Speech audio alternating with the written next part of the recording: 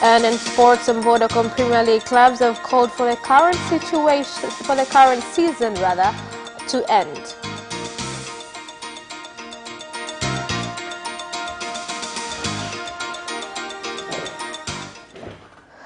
Good evening. This is Capital News at 9:30. My name is Khadija Zimbwe. First, the national news.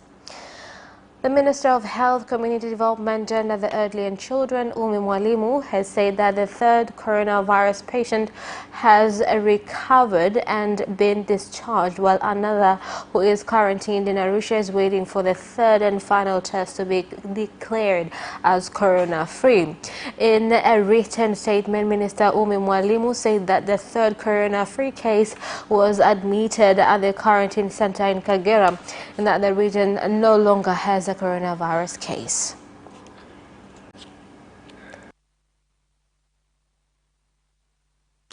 Some members of parliament have called on the government to suspend implementation of big projects and instead the funds should be used to implement measures against the coronavirus. They also recommended for salary cuts of senior government leaders and members of parliament in order to get funds which will then be directed to support efforts against the coronavirus outbreak. Serikali lazima ipunguze matumizi. Kwa mfano, the government must reduce spending in all areas where people receive huge salaries from the president, commissioners, MPs. These salaries must be reduced and the money must be taken to purchase equipment related in the fight against corona. The second Vice President of Zanzibar, Ambassador Saif Ali Idi, has become the first high-level leader to announce taking self-isolation measures in order to prevent the spread of the coronavirus. Ambassador Saif Ali Idi said that he has just returned from Cuba, where he had gone for medical treatment, and that he was following government directives. Being in quarantine is not a punishment, but it is for our own benefit. My team and I came from Cuba to Zanzibar and passed through various countries along the way, which were already affected and have had many of their citizens die. And that is why, when we got here, we were told to stay in quarantine.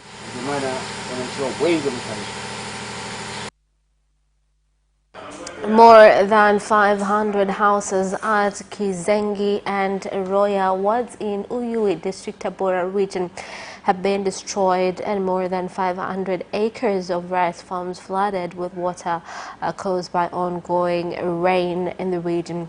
The district commissioner of Uyui, Gift Msuya, said that efforts to support flood victims are underway.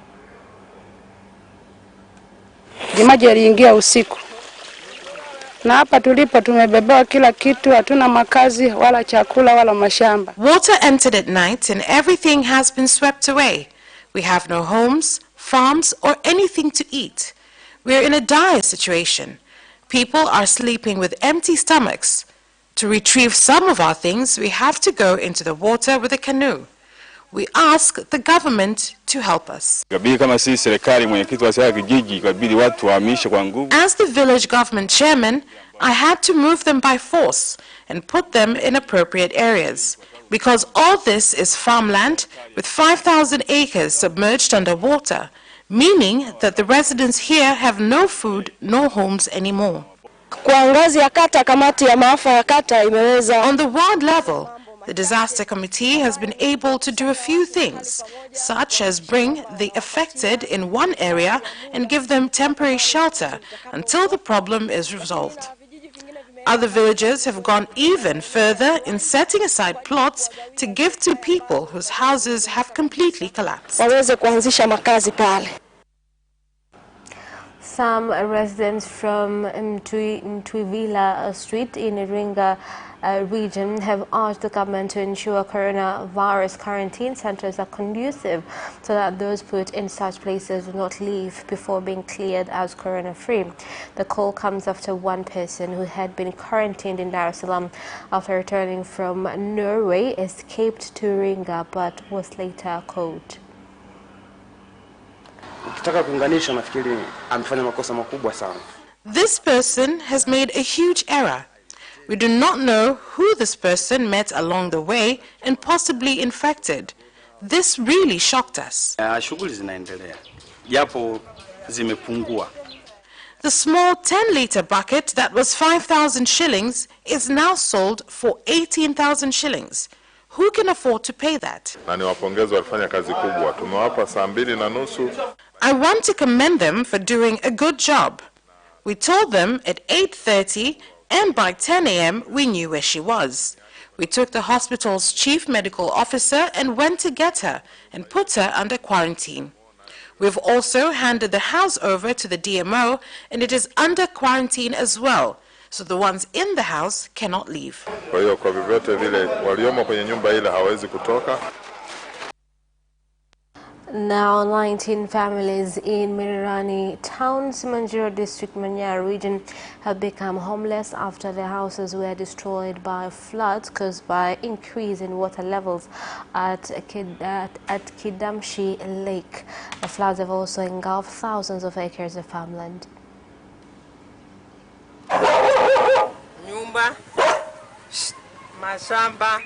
Everything has been destroyed. Houses, farms, gardens, livestock. We were farming maize and it is all gone. Now water has flooded and we're going to starve here. Na lami pale palipojengwa ile lami, where the tarmac was built has caused a block in the water flow, and the culverts are small, so we asked the government to help expand them so water can pass through directly and avoid overflow, which, as you've seen, has caused houses to collapse. Nyumba ambazo tuliwaambia wahame wamehama. There were about 49 houses which we told the residents to move from, and they did. And there are other 53 houses which were expected to flood, and we warned them to leave. We also said we would give them plots for free. Waondoke kwenye hayo maeneo. Na tunawaambia hivi kwa sababu viwanja tulishawapatia bure. And the Minister of Water, Professor Makame Mbarawa, has directed the Drilling and Dam Construction Agency, DDCA, to conduct an immediate assessment of the dam project at Horohoro due to signs of misuse of government funds. Minister Mbarawa gave the directive during an inspection of dam projects in Nkinga District, Tanga region.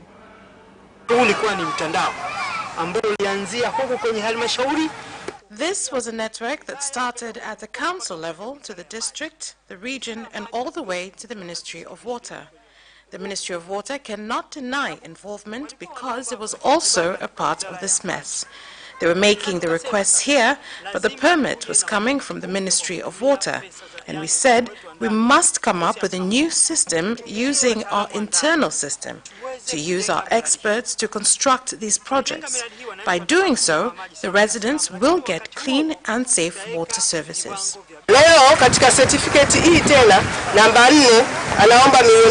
Making it of 680 million value, and it is worth 760 million. So if we pay, only 80 million will be left, but if you look at the project, the money paid, 80 million is a small amount to remain when a big part of the work has not been done.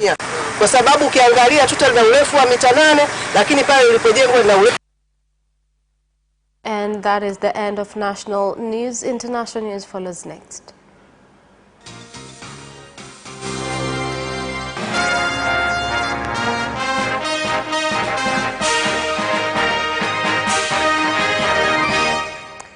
Welcome back, and in international news.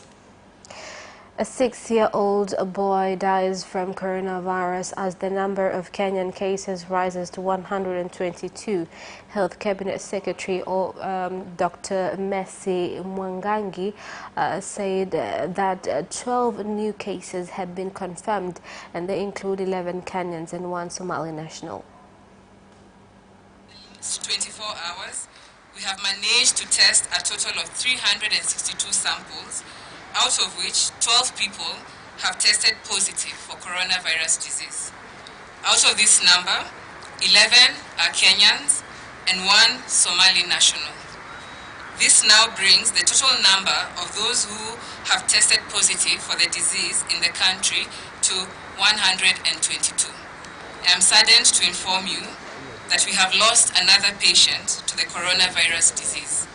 The person, a 6-year-old male child, who was also ailing from other medical conditions and had been admitted to Kenyatta National Hospital. This now brings to 4 the number of those who have died as a result of this disease. I think our plea to the national government is a lockdown is inevitable.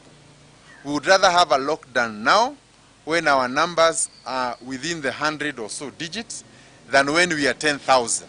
So why have half measure when you can go the full hog? The social structure of our population is such that over 70% of our people are in rural areas, where the social interaction is fairly limited. The bigger challenge is in the 30% of the people who are in our urban areas. Kilifi Deputy Governor in Mombasa, Kenya, Gideon Saburi, was arrested on Friday for defying a government directive on self-quarantine. Saburi, who was declared corona-free on Thursday, was arrested by detectives who were waiting for him outside the hospital.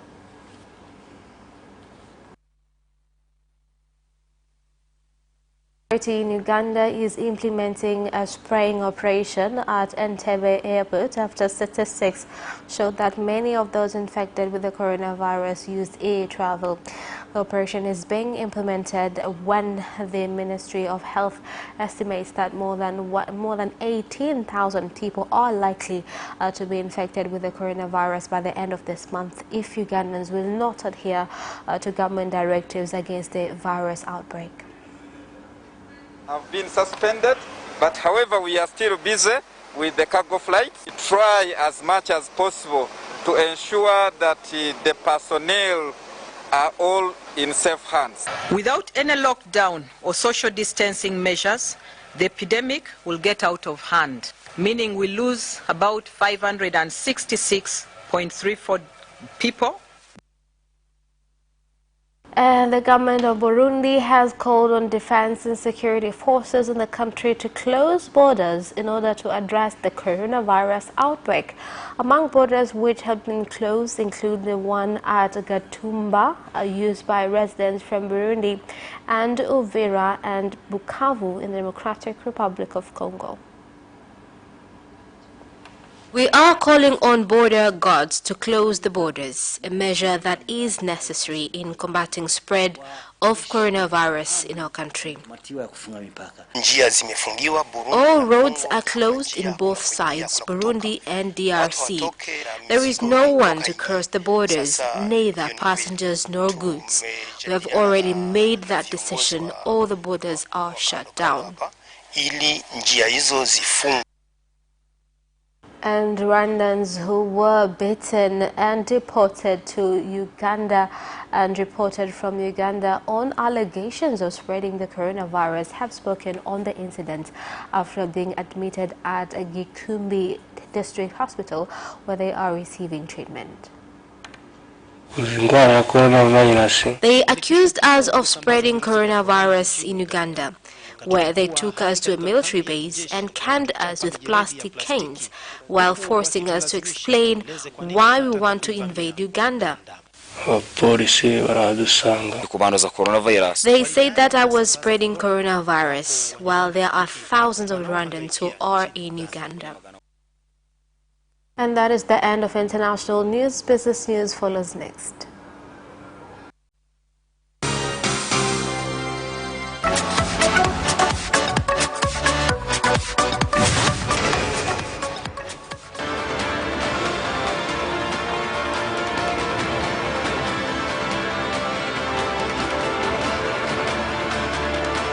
Watch Business Edition as we talk to business leaders and experts in sectors that are transforming Tanzania's economy. We believe that the driver is the customer. To change the mindset of traditional HR to the digitalization. Make sure that everybody can get some access to financial services. And once we understand the vision of our leaders, we then need to be behind them and help them in achieving that vision. Business have involved mercantile operations, trade guilds, or shared agricultural production. Infrastructure, construction, financial sectors, tourism, and mining. Business edition on Friday at 8:15 p.m.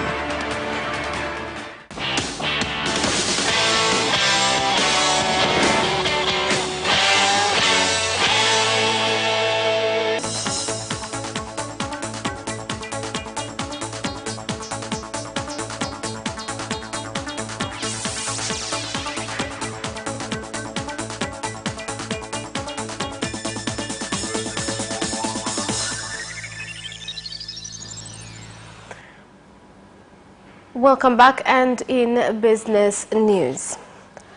Price inflation in Zanzibar during the month of March this year declined from 6.2% to 5.0%. The chief officer from the press department at the chief statistician's office, Hamis Abdulrahman, has said inflation decrease is because food prices in Zanzibar have remained stable.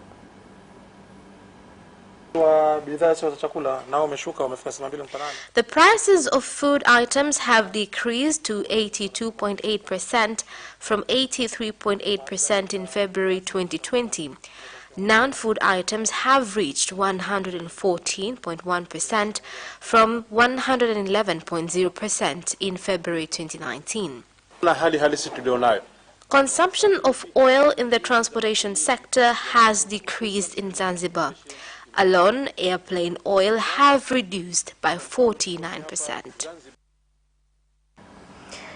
Kishu farmers in Tandahimba district Mtwara region have called on the government to use buying procedures which will enable the problem of delaying payments during the 2018-2020 and 2019-2020 season do not occur again, where some farmers were also paid less than what they were supposed to get. Season which the government bought cashewnut, I have not been paid till to date. And in this season, I have only been paid 700 kilograms. To me, I am deeply hurt because I have failed to accomplish my targets. I sent my cashewnut in November while they were still in good condition. Surprisingly, we are called on now. If you look at the quality of cashewnut, it's very low. It will be difficult to sell them. Since we have been called to take our cashewnut, we then have no choice. We are calling on the government to help us get our rights from the AMCOS groups. So far, I have not received any complaints from people who have not yet been paid. But if there are people who have not yet been paid, they should come to my office. However, almost 875 tons of cashewnut didn't get buyers. Oil palm farmers have joined Agriculture Marketing Cooperative Societies AMCOS in Kigoma region have expressed concern over financial institutions which do not provide loans, causing many farmers fail to grow the crop as how has been directed by the government.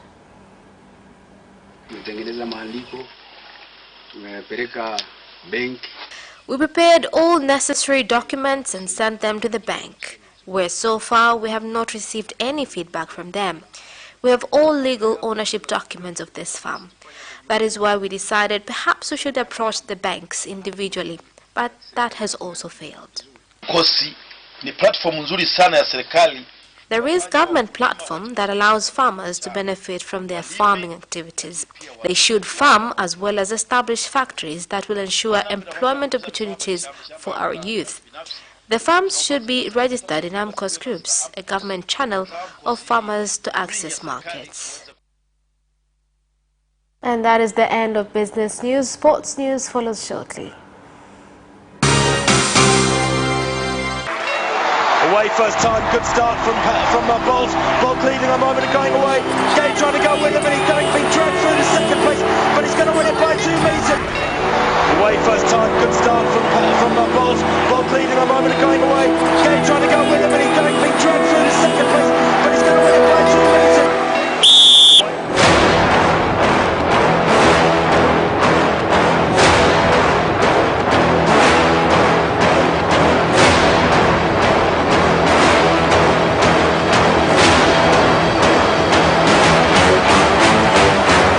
Opposition, Joaquinho, he did lose some length.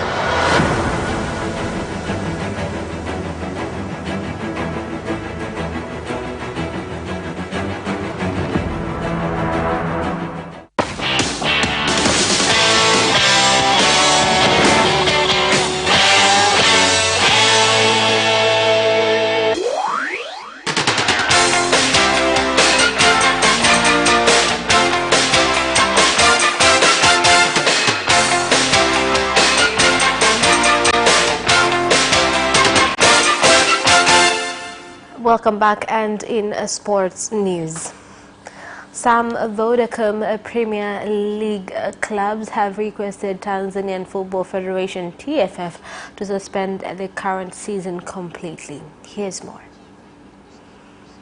2019-2020 season due to the ongoing concern of the coronavirus pandemic, and a number of clubs have come out to state their stance on whether the league should resume or not.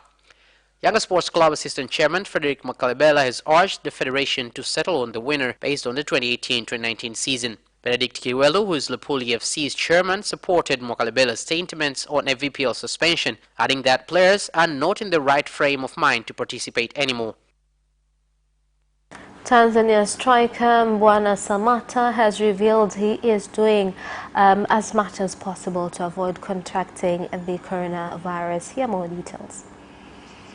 On many countries, and to date no vaccine has been developed. The Taifa Stars captain says the situation is tricky, but has urged everyone to continue giving their best to prevent the virus from spreading further. All I can do is try as much as possible to protect myself and my family from COVID-19, Samata is quoted by Daily News. Samata has urged all to follow the guidelines given by responsible authorities to curb the pandemic.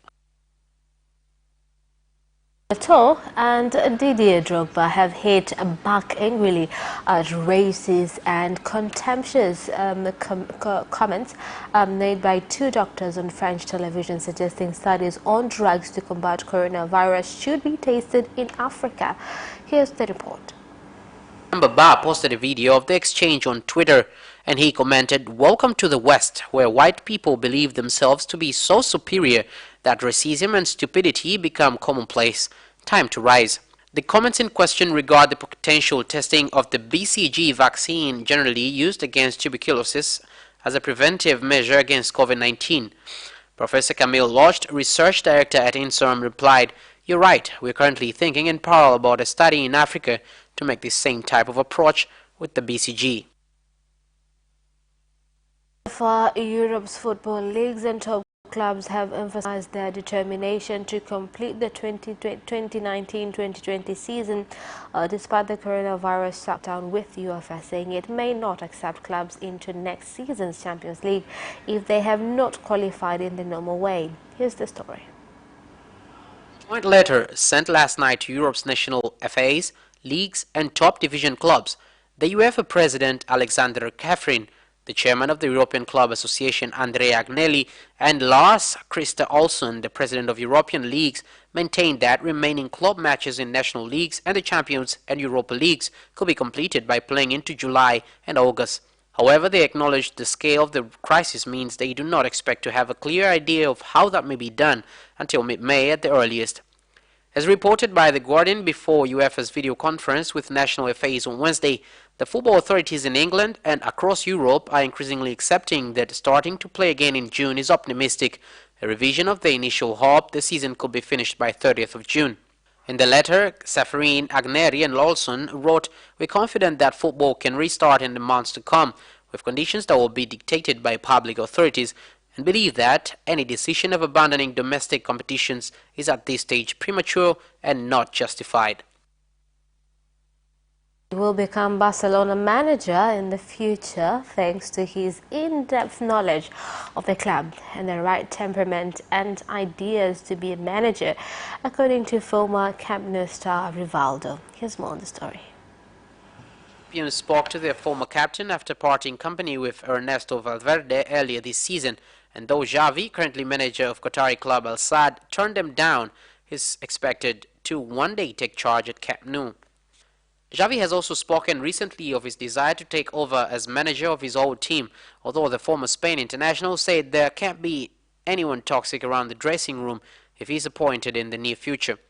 Former Brazil forward Rivaldo also warned Xavi could be under added pressure because of his reputation and his similarities to another Barca playmaker town manager, Pep Guardiola. That ends our news bulletin for tonight. My name is Khadija Zimbwe. Thank you for watching and good night.